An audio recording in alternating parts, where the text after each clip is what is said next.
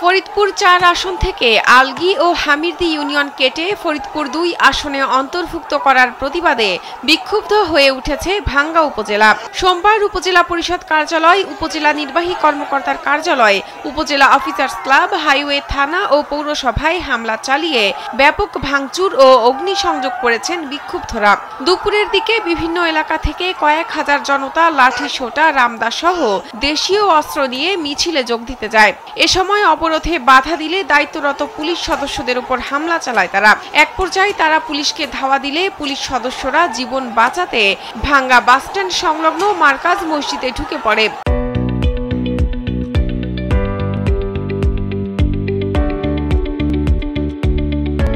সেখানেও আন্দোলনকারীরা ইট পাটকেল নিক্ষেপ করতে থাকে।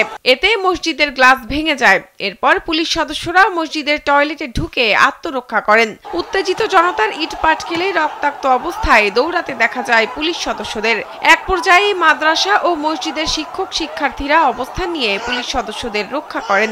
ঢাকা রেঞ্জের ডিআইজি রেজাউল করিম মল্লিক জানান, সাধারণ জনগণের জানমালের নিরাপত্তার জন্য আইন শৃঙ্খলা রক্ষাকারী বাহিনী যথাযথ ব্যবস্থা নেবে।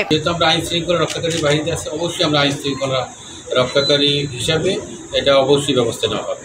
এখানে যারা সাধারণ জনগণ আছে তাদের নিরাপত্তার জন্য তারা যাতে নিরাপদে থাকতে পারে সেই ব্যাপারে আমরা সচেষ্ট রয়েছি এবং আমরা চাচ্ছি যারা ফ্যাসিস্ট তাদেরকে আইনের আওতায় অবশ্যই আনবো। তাদেরকে গ্রেফতার করার জন্য আমি আমার কর্তৃপক্ষকে নির্দেশ দিয়েছি। ফরিদপুর জেলা প্রশাসক মোহাম্মদ কামরুল হাসান মোল্লা জানান, এ ব্যাপারে রিট করা হয়েছে। ২১ তারিখে রিটের শুনানি পর্যন্ত ভাঙ্গার সাধারণ মানুষকে তাদের কর্মসূচি থেকে সরে আসার আহ্বান জানান তিনি। একটি রিট হয়েছে, আগামী সম্ভবত ২১ তারিখে এটা শুনানি হবে। তাহলে ২১ তারিখে শুনানি হলে আমরা একটা বুঝতে পারবো যে কি কোন দিকে যাচ্ছে।